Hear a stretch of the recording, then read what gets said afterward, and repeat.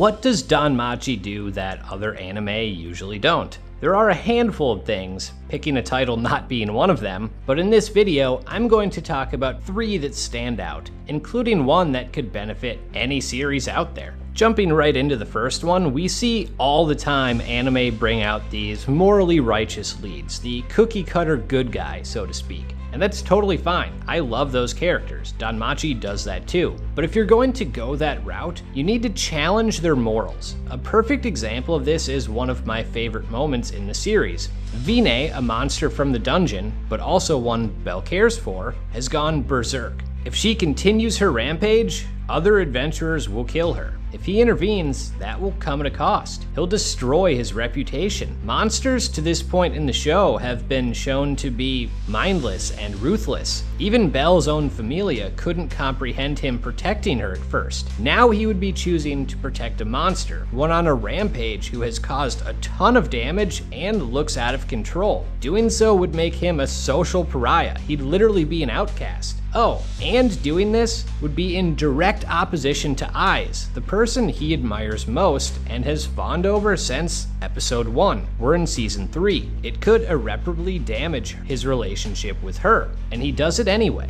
To be a true hero or a genuine catalyst for change, which is what a lot of anime protagonists try to be, you have to do what's right regardless of personal cost. Bell doesn't talk no jutsu Aiz, he stands firm on his ideals, and that inspires Vine to later do the same. And her actions are so value-shattering for Aiz that she can't help but reconsider her entire ideology. It's a powerful moment. Now, the show kind of goes out of their way to protect Belle's reputation anyway, but the key there is that was all done outside of his control. He consistently chose the decision that was right over his own self-preservation. This could happen more. The biggest example I can think of another anime doing it is Tanjiro with Nezuko and Demon Slayer. That's one of the best moments in the show, and he couldn't actually make a decision. She had to make it for him, which is fine. There aren't always 2 good options, and I wish that was explored more, especially with pure-hearted heroes. The second thing DanMachi does extremely well that other shows could work on is exploring historical characters in a fresh setting. Their usage of gods from all sorts of different ideologies and placing them into a unique fantasy world is a lot of fun. The focus on them building up their familia and political influence is a really creative way to handle things we've seen before, but never really like this. Obviously, there are anime like Seven Deadly Sins that do this well with Arthurian legend, or Magi, which is inspired by Aladdin. But the way DanMachi mixes and matches elements from Greek, Norse, Hindu, Japanese, and Sumerian mythology,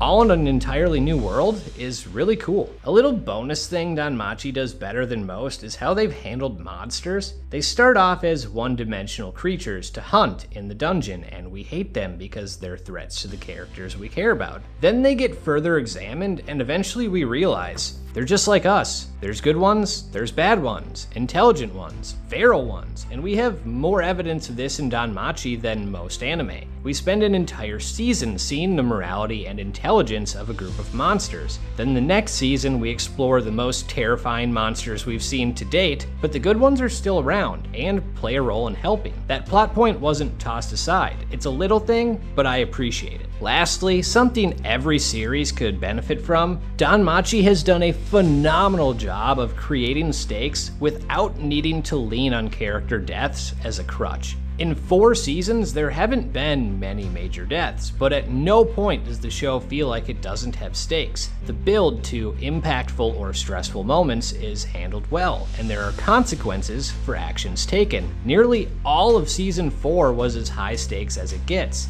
and it's because the writing knew how to challenge each character in ways that were meaningful, while simultaneously placing great value on life. It's funny I'm saying this because I do think stakes are extremely important to have, and a death every now and then can help build them, but this is the only fantasy show that handles it well without needing a body count to make its point. And with that, I'm out.